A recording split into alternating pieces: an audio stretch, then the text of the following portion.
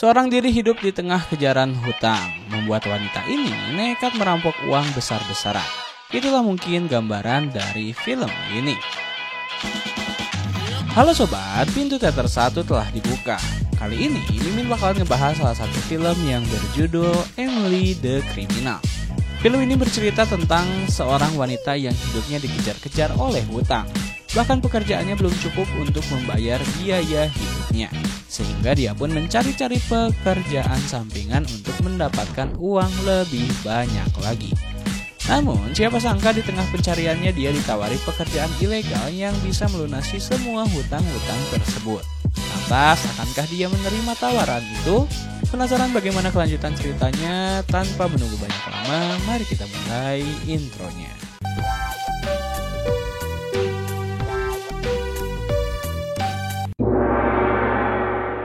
Cerita berawal ketika seorang wanita sedang melakukan wawancara kerja di sebuah perusahaan.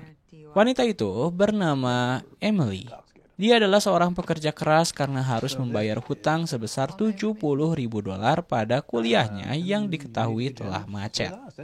Emily juga pernah masuk ke dalam penjara ketika masa kuliah karena dia menganiaya pacarnya hingga sang kekasih menelpon polisi. Itulah sebabnya Emily sulit untuk mengambil pekerjaan. Lantas, dia pun pergi dari sana. Lanjut, Emily pun memiliki pekerjaan utama, yakni menjadi seorang pengantar makanan dari sebuah perusahaan catering. Namun gajinya belum cukup untuk membayar segala hutang-hutangnya. Sepulangnya dari mengantarkan makanan di kantor-kantor, Emily yang sedang OTW pulang tiba-tiba bertemu dengan rekan kerja cateringnya. Rekan kerjanya itu tiba-tiba meminta agar Emily dapat menggantikannya di shift malam. Dan sebagai imbalan, Emily diberikan link pekerjaan oleh rekannya itu. Awalnya, Emily agak ragu ketika disebut tawaran kerjanya bukan perusahaan yang legal. Namun Emily pun mengiyakan tawaran tersebut.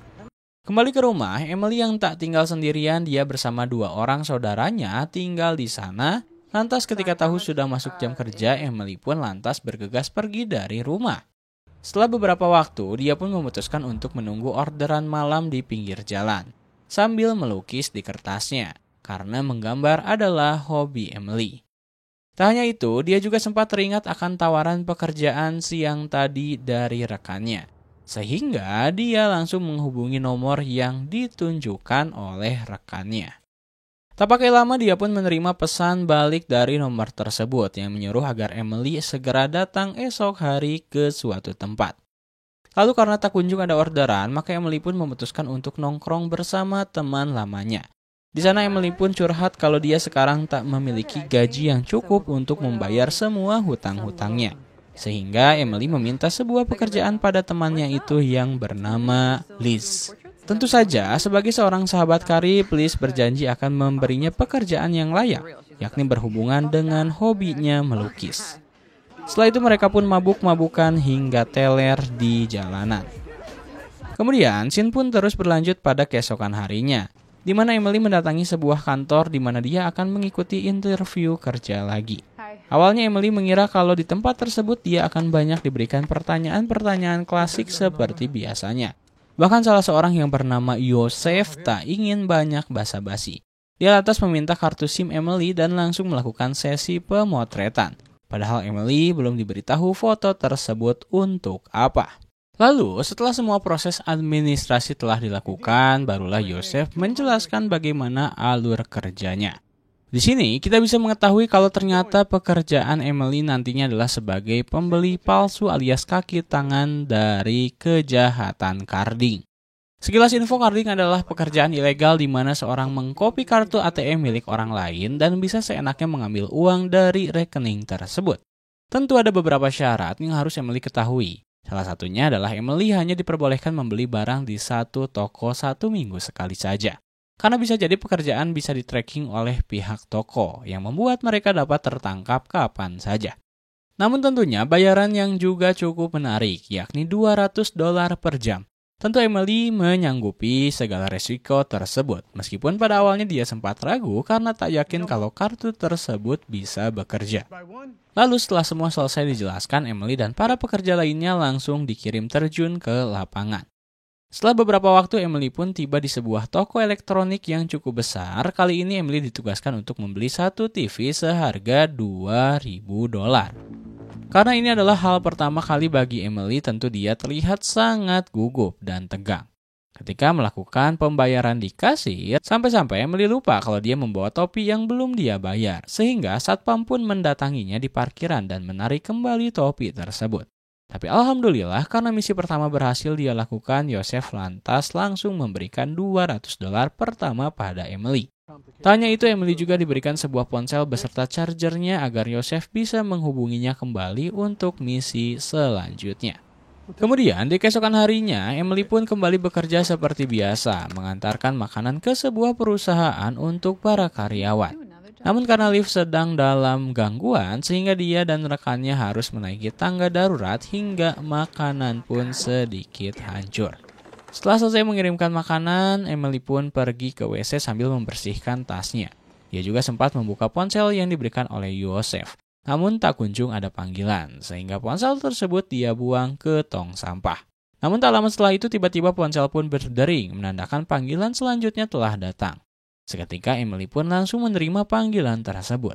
Bahkan di waktu makan siang yang seharusnya dia masih bekerja, Emily nekat izin cabut. Tentu dia tahu kalau dirinya pasti akan mendapatkan skors. Setelah beberapa waktu, kali ini Emily dijemput lagi oleh Yosef menggunakan mobil van. Di situ dia dijelaskan kalau sekarang Emily akan melakukan transaksi yang cukup besar. Dia harus membeli sebuah mobil BMW mewah dari seorang penadah. Namun tantangannya adalah dia hanya memiliki waktu 8 menit setelah kartu digesekkan. Lantaran pihak toko akan segera mengecek rekening tersebut kepada pihak bank. Agar meyakinkan si pemilik toko kalau sampai lebih dari 8 menit, Emily pun pasti akan terkena masalah. Tentu Emily yang sudah terlanjur basah mau tak mau harus melakukannya. Dia tak banyak berpikir dan langsung masuk ke dalam toko yang telah diberitahu oleh Yosef.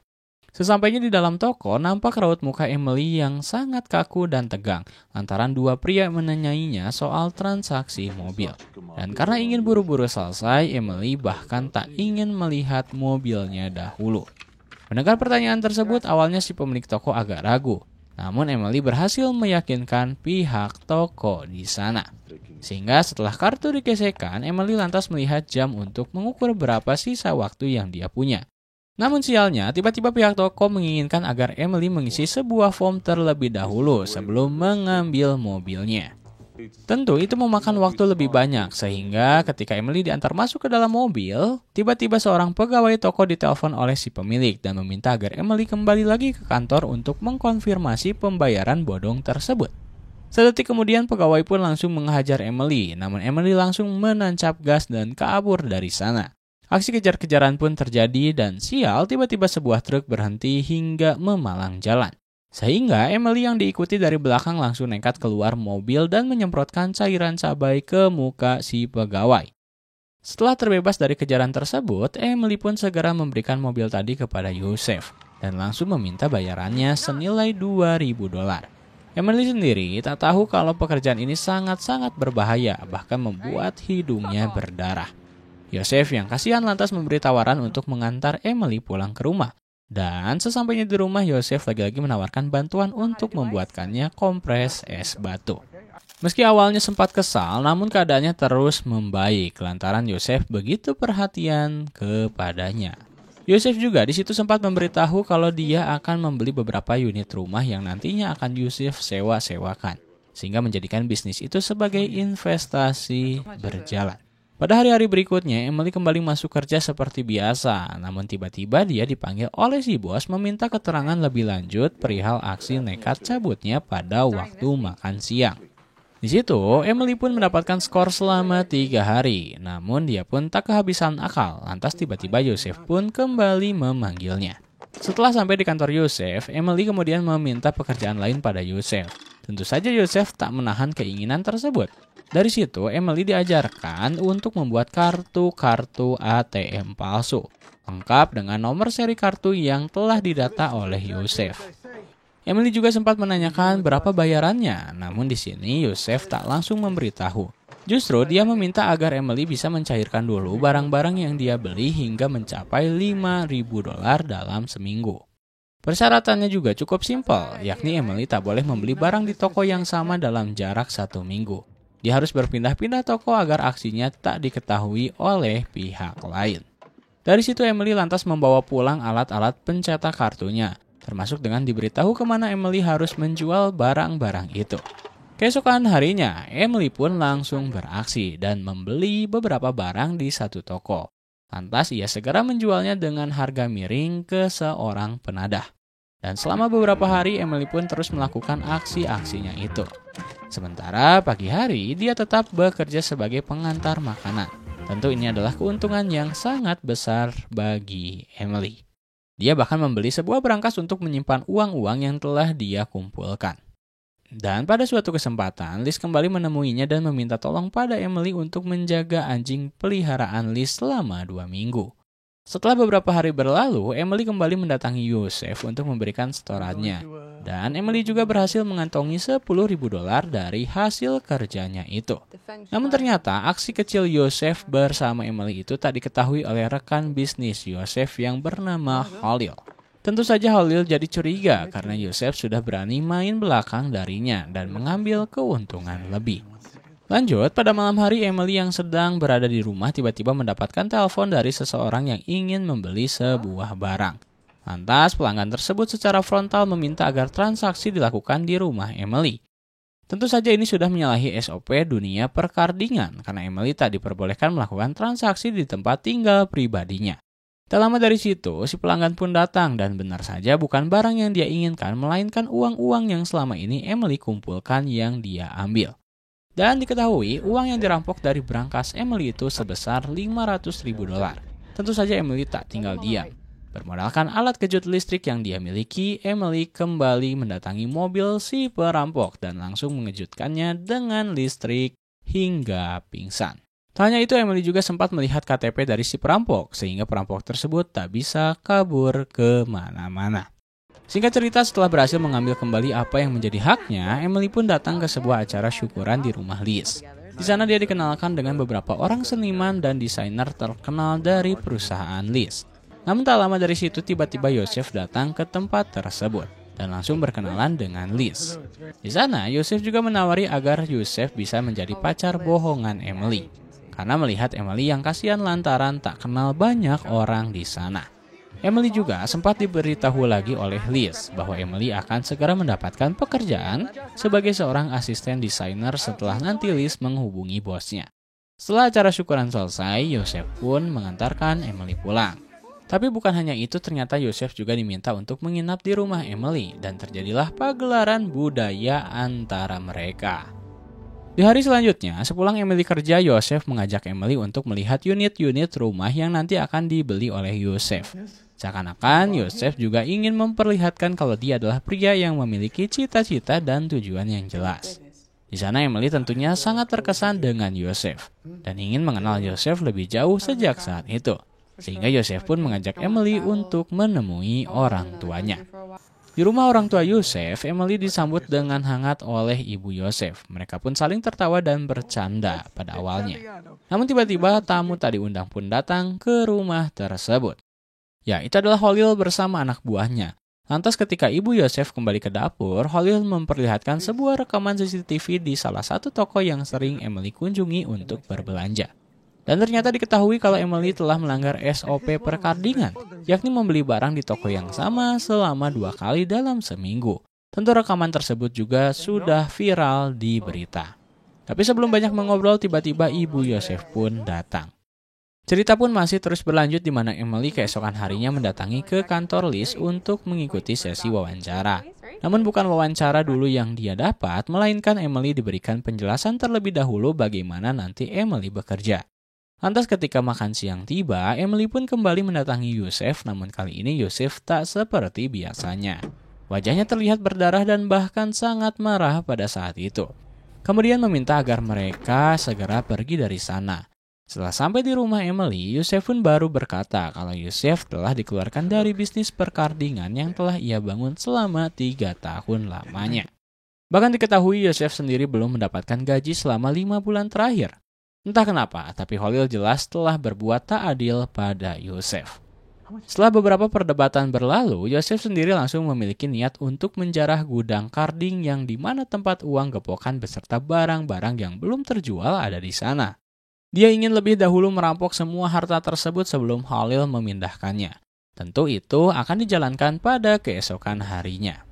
Lanjut, pada pagi hari ketika Emily bangun dari tidurnya bersama Joseph yang telah tidur bersama sekarang, Emily pun ingat kalau hari itu adalah hari di mana tahap terakhir wawancara dengan bos Liz.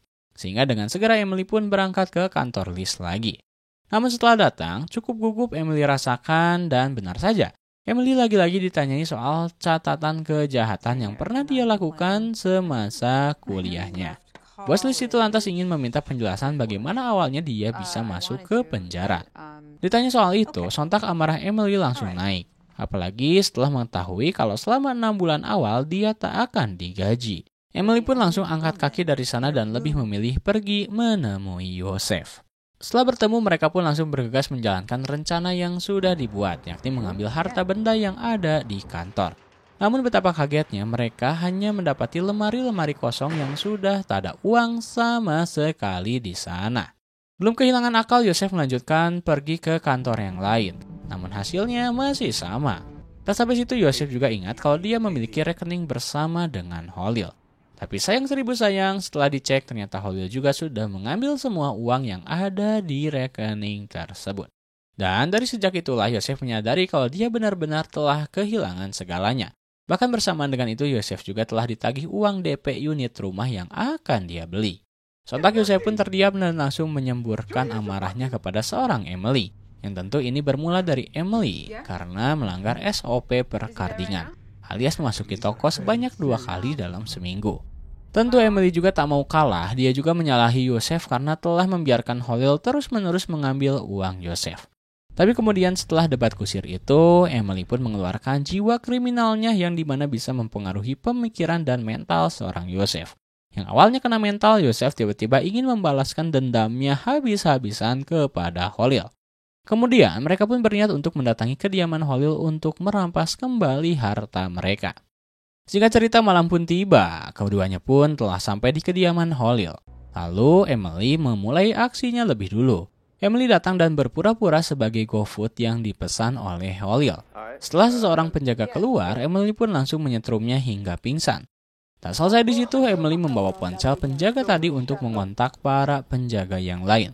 Hal itu dilakukan agar para penjaga di rumah tersebut pergi keluar dari rumah. Sehingga di dalam rumah hanya menyisakan Holil seorang. Tentu saja itu akan memudahkan Joseph dan Emily untuk menghajar Holil. Namun sayang seribu sayang, ketika diperiksa ke dalam, Holil tak kunjung ditemukan di kamarnya. Dan tiba-tiba Holil pun keluar dan langsung menghajar Joseph hingga pingsan tak berdaya. Tersisalah Emily seorang diri. Tentu saja Holil tak sepadan dengan Emily. Pada awalnya Emily tersudutkan, namun dia seketika teringat kalau di sakunya ada cutter dan langsung menusuk Holil hingga pria itu tak berdaya. Keadaan pun berbalik sekarang hingga Emily akhirnya diberitahu kalau uangnya tersimpan di kulkas dapur. Setelah mengambil uang tersebut, Emily kembali ke atas dan memberikan Holil ponsel untuk menemukan ambulan. Tak lupa, Joseph juga dia bawa pergi dari sana. Namun sayang seribu sayang, Emily tak bisa menemukan di mana kunci mobil Joseph. Sementara Joseph sendiri sudah sakaratul maut alias mati. Sehingga dengan cukup berat, Emily memutuskan untuk cabut dari sana meninggalkan Joseph sambil membawa uang gepokan sebelum polisi berdatangan. Lalu pada hari-hari selanjutnya, terlihat beberapa polisi sedang menggerebek rumah Emily. Tapi alhamdulillah Emily sudah tak ada di sana. Karena dia sekarang telah pergi mengasingkan diri sambil berlibur di pantai. Dan di akhir cerita, kita diperlihatkan di mana Emily kembali melakukan pengkardingan. Tapi dia sekarang adalah bos satu-satunya yang sedang merekrut para anggota baru. Dan film pun tamat.